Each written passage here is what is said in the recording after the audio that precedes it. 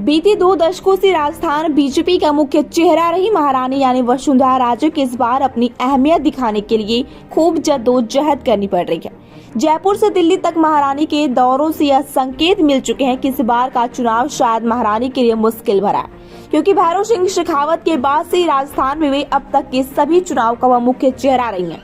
लेकिन इस बार चुनाव की तारीखों की घोषणा होने और बीजेपी के 124 प्रत्याशियों की लिस्ट जारी होने के बाद भी अब तक यह साफ नहीं हो सका है कि वसुंधरा राजे की इस लोकसभा चुनाव में क्या भूमिका है। अब एक तरफ तो वसुंधरा राजे अपने भविष्य की राजनीति को लेकर संघर्ष तो कर ही रही है, तो वहीं दूसरी तरफ उनके गढ़ यानी झालावाड़ में वसुंधरा राजे के खेमे में ही गुटबाजी जारी है। आपको बता दें कि बीजेपी के द्वारा जारी दूसरी लिस्ट में वसुंधरा राजे को उनकी परंपरागत सीट यानी झालरापाटन से ही उम्मीदवार बनाया गया है। महारानी का प्रभाव ऐसा है कि झालावाड़ जिले की 4 विधानसभा सीटों पर बीजेपी का ही दबदबा देखने को मिलता है।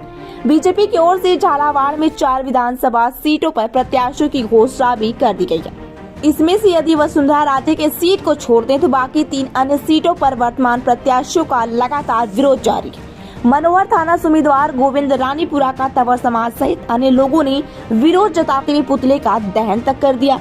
इसी प्रकार गुरुवार को खानपुर विधानसभा क्षेत्र से बीजेपी कार्यकर्ताओं ने उम्मीदवार नरेंद्र नागर के विरुद्ध बकानी क्षेत्र में मुर्दाबाद के नारे लगाकर विरोध प्रदर्शन किया, जबकि बुधवार दोपहर डग विधानसभा के उम्मीदवार कालू राम का हिरनी खेड़ा गांव में काले झंडे दिखाकर विरोध प्रदर्शन किया गया।